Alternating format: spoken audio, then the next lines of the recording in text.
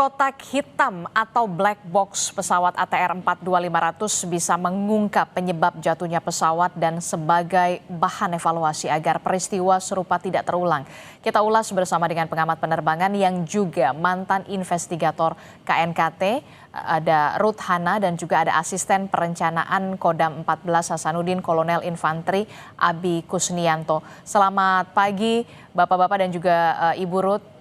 Dengan Adisti di studio. Selamat pagi Mbak, kami di sini di Desa Tombobulu, posko penanganan pencarian dan evakuasi korban pesawat. Oke, saya bertanya dulu untuk Kolonel Abi.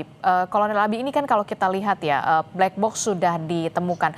Bagaimana kemudian cerita akhirnya black box ini bisa ditemukan, dalam kondisi seperti apa, dan apakah kondisinya ini masih dalam keadaan bagus atau seperti apa? Bisa dijelaskan kepada kami semua. Untuk black box ini ditemukan oleh tim kami yang mencari atau mengecek ke lokasi terjadinya bencana ataupun tabrakan pesawat ATR tersebut. Kemudian ditemukan di perengan Gunung Bulu Saraung, kurang lebih jarak 150 meter dari puncak. Kemudian tim kami pada saat melihat, kemudian mendekati ekor pesawat tersebut, mengecek kondisi ekor pesawat dan mencari yang dikatakan black box, dan tim kami juga sudah diedukasi sama KNKT, di mana posisi letaknya black box tersebut dan bagaimana bentuknya dan apa warnanya. Berdasarkan dari informasi dari KNKT, tim kami melihat benda yang sesuai arah yang disampaikan oleh KNKT, dan tim kami langsung laporan kepada kami bahwa terdapat benda yang dimaksudkan oleh KNKT yang diduga black box. Kemudian tim kami membongkar black box tersebut dari ekor pesawat.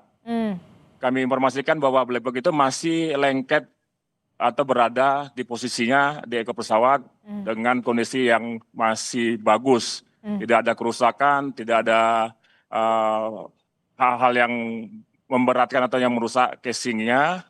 Bisa dikatakan masih sangat utuh. Setelah dibuka, kemudian dikeluarkan atau dilepaskan dari posisinya, ada 2 buah, itu satu VCR atau black box, yang satunya VCR atau bisa dikata VCR, kami tidak tahu persis apa namanya, CVR tapi dan FDR. FCR sama VCR. Dalam kondisi utuh atau kondisi posisi di tempatnya. Oke, berarti black box itu ditemukan memang masih menempel pada saat di ekor pesawat, kemudian masih dalam keadaan bagus begitu ya, dan ditemukan tidak jauh dari berjarak 150 meter dari puncak gunung begitu ya, Bapak? Betul sekali. Oke, saya ingin ke Ibu Ruth. Ibu Ruth, bisa mendengar suara Adisti, Ibu? Bisa, Mbak. Iya, Ibu, tadi setelah mendengar penjelasan dari pihak TNI begitu ya, bahwa memang black box sudah ditemukan dalam kondisi yang cukup baik begitu. Nah, langkah selanjutnya seperti apa? Karena kan kita tahu di black box itu ada 2 komponen ya, yang kemudian merekam data penerbangan, flight data recorder, FDR, dan juga CVR begitu ya. Nah, ini apa penjelasan yang bisa dikatakan oleh Ibu Ruth, termasuk juga soal investigasi penyebab kecelakaan pesawat ini, Bu Ruth? Ya, memang ini 2 box ini yang mencatat dan merekam perjalanan atau penerbangan dari si pesawat beserta rekaman suara apa yang dilakukan oleh cockpit crew sangat penting untuk KNKT karena akan disinkronkan dengan data yang ada di lapangan. Apakah betul ketika memasuki wilayah yang terrain tadi, yang ada obstacle, ada halangan, mesin-mesin di dalam pesawat itu berfungsi, misalnya memberitahukan pull up atau terrain, bisa saja memberikan warning seperti itu, sehingga si pilot bisa segera melakukan tindakan yang sesuai dengan warning tadi. atau merekam juga arahan dari ATC, apa yang ATC minta untuk si pesawat misalnya jangan melalui jalur tersebut. Nah, itu terekam semua di dalam cockpit voice recorder atau CVR. Kemudian FDR itu mencatat heading si pesawat, kecepatan si pesawat, kemudian ketinggian pesawat, serta apakah ada wind shear, ada angin dari samping, atau ada obstacle lain yang bisa membuat distract dari si cockpit kru. Jadi dua-duanya ya, antara first officer dan PIC-nya, pilot in charge.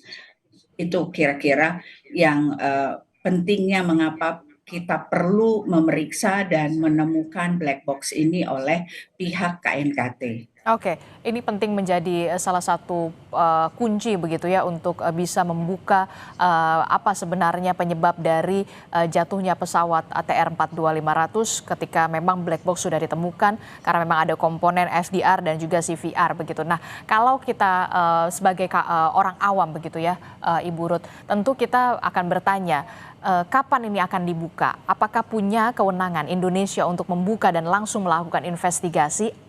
Ataukah kemudian black box ini karena memang pesawat ATR ini buatan Italia atau Perancis begitu harus dibuka di pabrikan negara asalnya? Itu yang kemudian menjadi pertanyaan kita. Kenapa? Karena kalau di Indonesia tentu kita menginginkan ada kecepatan di sana, kecepatan investigasi dan pengungkapan apa sebenarnya yang menjadi penyebab kecelakaan, Ibu Ruth. Baik. Ya, kalau berdasarkan Aneks 13 memang pihak-pihak yang bisa terlibat untuk memeriksa data dalam black box ini termasuk pabrikan. Jadi dalam hal ini bisa Prancis dan Italia. Kalau dia menggunakan mesin Pratt and Whitney bisa mengundang Amerika juga untuk ikut di dalam tim investigasi, termasuk Indonesia sebagai locus delicti-nya, jadi tempat kejadiannya. Nah, dalam hal ini Indonesia saya kurang tahu ya saat ini karena saya sudah tidak menjadi anggota investigator. Apakah KNKT memiliki peralatan untuk memeriksa black box dengan jenis yang ada saat ini yang dimiliki oleh ATR 42500 ini? Kalau tidak, memang harus melibatkan pihak pabrikan untuk membuka dan memberikan rekaman yang tersimpan di dalam FDR maupun CVR. Demikian, Mbak. Oke, jadi ini juga masih menjadi pertanyaan begitu ya. Tapi Ya. dari sepengalaman Anda begitu menjadi investigator KNKT, untuk case-case semacam ini, apakah memang harus dibuka dengan kewenangan pabrikan atau kemudian ketika lokusnya atau lokasinya di Indonesia, pihak Indonesia, negara Indonesia ini bisa membukanya? Semua bisa, Mbak. Tetapi apakah masalahnya adalah apakah kita punya alatnya untuk membuka dan membaca rekaman tersebut? Karena rekaman di dalam CVR dan FDR ini memerlukan alat-alat yang khusus, jadi semacam laboratorium forensik lah begitu. Oke, ini yang perlu harus digali lagi begitu. Apakah Indonesia Ya. bisa atau punya alat untuk membuka black box untuk pesawat jenis ATR ini ya, Ibu Ya. Ruth ya. Oke, saya ingin ke Kolonel Abi. Kolonel Abi, bagaimana dengan setelah kemarin proses penemuan black box sudah ditemukan begitu. Bagaimana langkah selanjutnya untuk proses pencarian terhadap para korban yang sampai saat ini belum ditemukan? Setidaknya masih ada 7 korban lain yang masih belum ditemukan. Bagaimana fokus dari proses pencarian?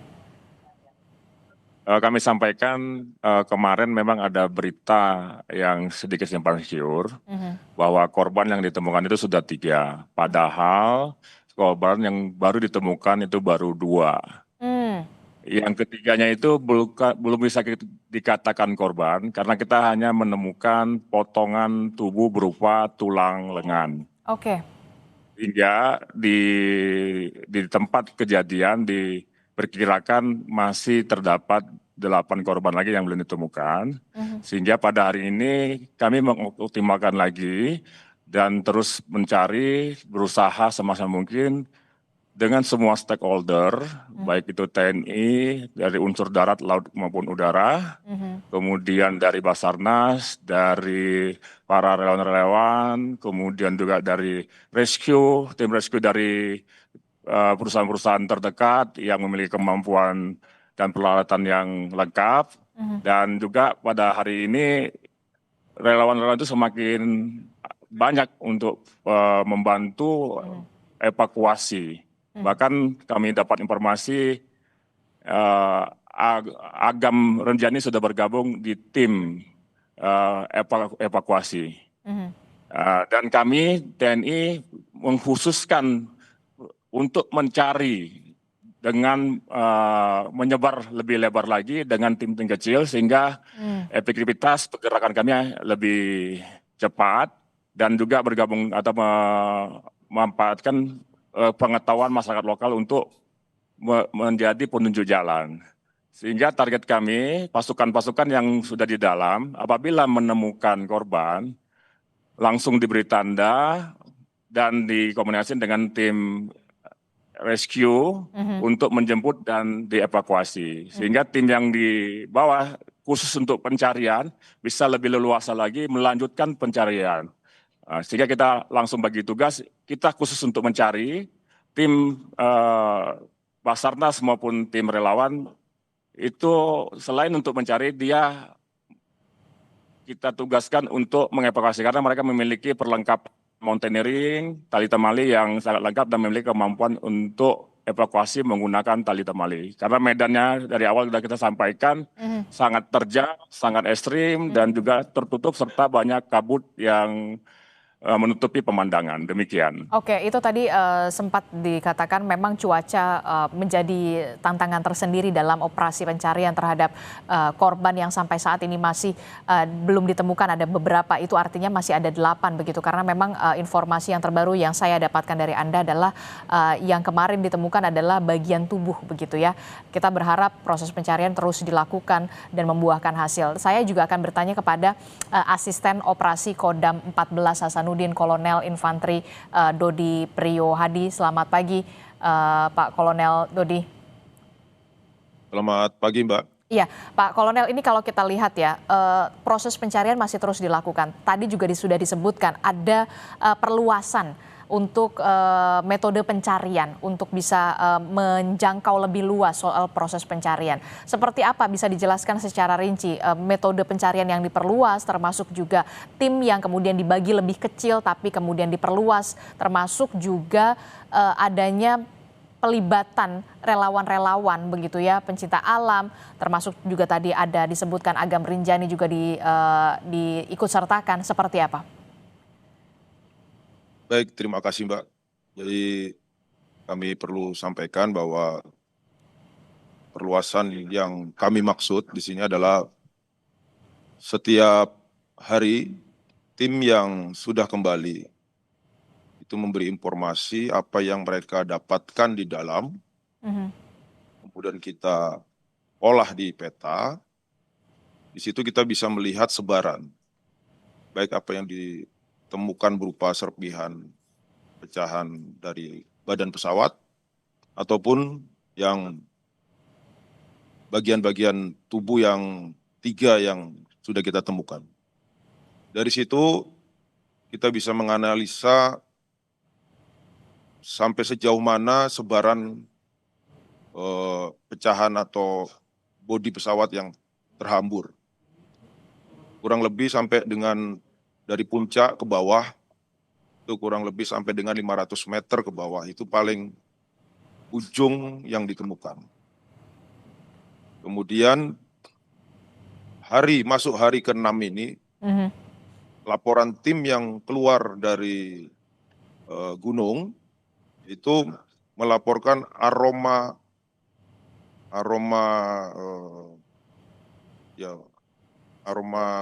tidak sedap. Apa namanya itu? Ya, aroma tidak sedap sudah mulai dicium oleh tim. Nah, laporan itu kita tandai lagi. Sehingga tim yang masih di dalam itu kita gerakkan menuju ke hal-hal atau tanda-tanda seperti itu. Kemudian hari ini kita juga akan menggerakkan, ini tadi kita sudah briefing, saat ini mereka masuk, itu kurang lebih nambah lagi kita 8 tim, sehingga yang masih di dalam ini ada 11 tim.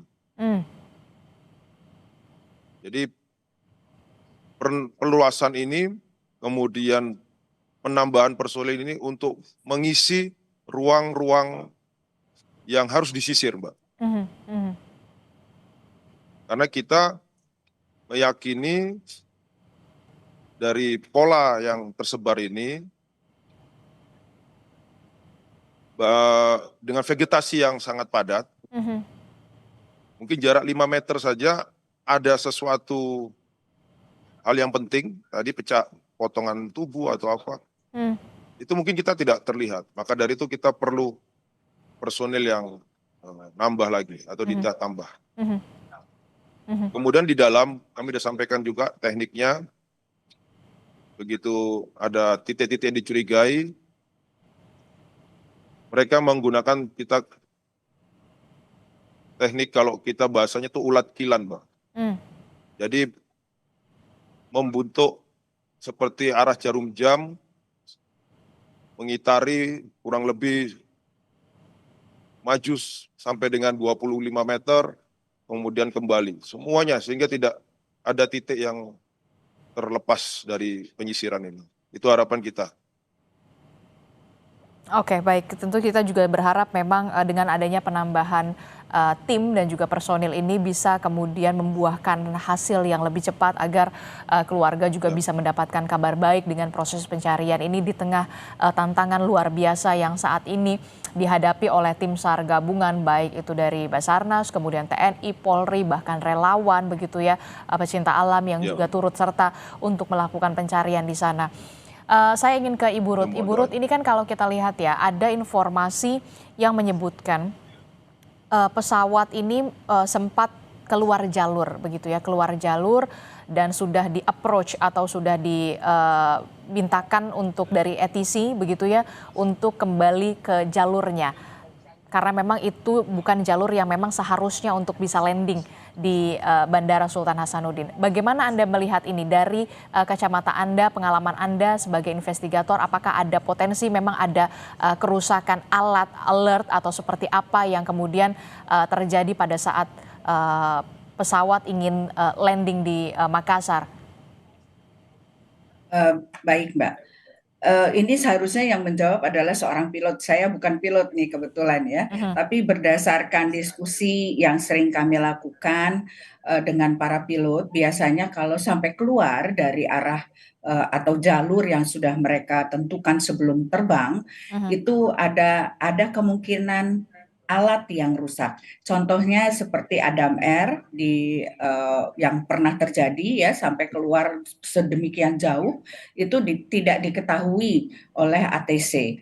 Nah, demikian juga kejadian ini, bisa saja alatnya tidak menangkap karena terus terang di daerah Maros dan sekitarnya atau Makassar itu radar gapnya terlalu banyak atau terlalu besar, sehingga kemungkinan untuk ditangkap oleh pesawat ya, arahan-arahan itu tidak terdengar.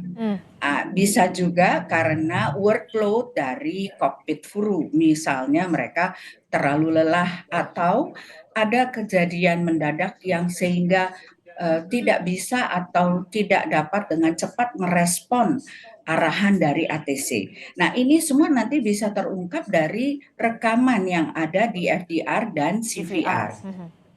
Oke.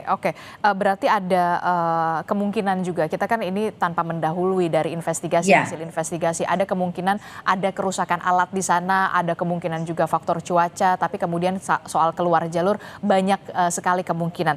Tapi yang kemudian saya ingin tanyakan kembali sebagai seorang awam begitu ya, kecelakaan ini kan diklasifikasikan sebagai kondisi pesawat dalam kontrol tetapi menabrak sesuatu. Nah, bagaimana penjelasan soal ini, Ibu Ruth? Ya, Sebenarnya alat yang untuk mengingatkan pilot untuk supaya mereka tidak masuk ke area yang berbahaya itu ada yang namanya Terrain Alertness Warning System. Aha. Jadi itu alat yang akan memberitahukan CPIC-nya bahwa Anda memasuki daerah yang berbahaya. Ya, seperti tadi ya, ada arahan untuk pull up artinya untuk naik ketinggian ya pada ketinggian tertentu. Kemudian ada juga teriakan dari alat itu yang menyatakan terrain artinya ada halangan terrain di situ, ada gunung atau bukit atau jalur yang sempit yang memungkinkan terjadi CFIT tadi, control flight into terrain tadi. Nah, itu alat-alat itulah yang berteriak, tapi bukan dia hanya alat untuk mencegah terjadinya kecelakaan, tetapi bukan dia yang mengkontrol si pesawat untuk tidak masuk di situ. Tetap PIC atau pilot yang bekerja untuk mengendalikan si pesawat, apakah dia harus melakukan sesuatu atau tidak. Oke. Begitu, Mbak. Oke, ini yang kemudian masih harus menunggu hasil investigasi. Tapi kemudian saya ingin bertanya, saya jadi ingat pada saat kasus kecelakaan pesawat Sukhoi pada beberapa tahun yang lalu begitu, yang hampir sama begitu karena memang menabrak Gunung Salak di Bogor, Jawa Barat kala itu. Apakah ada kesamaan di sini atau seperti apa tanpa mendahului hasil investigasi? Iya. Itu beda lagi ya, pada waktu itu memang lagi sedang joy flight, kemudian sedang kemungkinan yang saya dengar adalah alat TOS-nya itu tadi, jadi untuk terrain warning system-nya itu sedang dimatikan sehingga tidak memberitahukan kepada CPIC bahwa dia akan menghadapi suatu kejadian. Nah, itu yang saya dengar ya, tapi kebenarannya saya kurang tahu pasti. Nah, apakah kasus ini juga sama? Itu juga kita tidak bisa mengatakan iya, karena juga belum ada data untuk menyatakan hal itu. Tapi arah ke sana, arah ke CFIT tadi itu cukup terang benderang. Oke, jadi ada mengarah ke CV tadi itu yang kemudian sampai saat ini masih harus terus menunggu hasil investigasi, termasuk juga soal black box tadi ya, investigasi soal black box. Nah, terakhir saya ingin ke Ibu Ruth, terakhir singkat saja. Biasanya dari sepengalaman Anda, berapa lama informasi dari black box ini bisa dianalisa, kemudian akhirnya bisa disampaikan kepada publik? Wah, ini kalau hasil dari FDR dan CVR tidak untuk dipublikasikan, Mbak. Memang rahasia, itu diatur di dalam ICAO Annex 13, memang hanya untuk para investigator dan yang in charge di dalam tim investigasi kasus ini. Jadi bukan untuk publikasi. Namun dalam mendownload atau mengunduh data rekaman secara raw data itu bisa 3 sampai 10 hari untuk FDR saja. Jadi belum dibaca ya, hanya read out, maksudnya hanya mengunduh apa yang terekam. Tapi untuk dibaca memerlukan waktu lagi. Nah, demikian juga dengan CVR, ini akan lebih lama lagi untuk membacanya karena harus ditranskrip setiap bunyi, setiap perkataan, dan dicocokkan juga dengan waktu, kemudian koordinat dan sebagainya, dan ada tim human factors di situ untuk juga ikut mengkaji apakah betul yang dilakukan dan tepat dengan warning-warning seperti ini ya, ada seruan-seruan untuk naik atau untuk berubah arah, dan ada peringatan-peringatan itu, apakah pilot dan alat itu sinkron melakukan tindakan pencegahan. Nah, ini bisa memakan waktu 7 sampai 20 hari untuk mentranskrip saja ya, belum untuk analisis. Demikian. Oke, jadi memang ada fasenya, ada mekanismenya, mulai dari diunduh, kemudian ditranskrip, kemudian dibaca begitu ya. untuk bisa diinvestigasi selanjutnya apa penyebab dari kecelakaan pesawat ATR 42500 ini. Terakhir saya ingin ke Kolonel Abi dan juga Kolonel Dodi begitu ya. Soal proses pencarian, apa yang bisa ingin disampaikan? 3 poin krusial untuk Kolonel Abi, silakan. Untuk proses pencarian kami berkomitmen bersama tim untuk terus mencari, kemudian terus berusaha semaksimal mungkin memperbesar personil untuk penyebaran. Dan tentu mohon doa dari seluruh masyarakat Indonesia supaya kami bisa mendapat hasil yang maksimal, bisa menemukan seluruh korban yang ada di daerah tersebut. Silahkan untuk Kolonel Dodi. Kurang lebih sama, Mbak. Jadi kita memaksimalkan waktu pencarian yang sudah masuk hari ke-6, di mana semakin lama waktu tentunya semakin sulit dalam mencari, terutama potongan tubuh. Ini yang terus kita fokuskan dan tentunya sama kita doakan apa yang kita lakukan ini demi kemanusiaan segera bisa tuntas dan selesai. Terima kasih. Oke, baik, tentu kita berharap proses pencarian ini bisa berjalan secara lancar, begitu tidak ada halangan. Terima kasih Asisten Operasi Kodam 14 Hasanuddin, Kolonel Infantri Dodi Priyohadi telah bergabung bersama kami. Dan juga ada Asisten Perencanaan Kodam 14 Hasanuddin, Kolonel Infantri Abi Kusnianto, yang juga sudah bergabung bersama kami, sekaligus juga pengamat penerbangan yang juga mantan investigator KNKT, Ibu Ruth Hana, juga telah bergabung bersama kami dan memberikan pendapat serta perspektifnya. Terima kasih Ibu, terima kasih Bapak-Bapak. Assalamualaikum, selamat pagi, sehat selalu.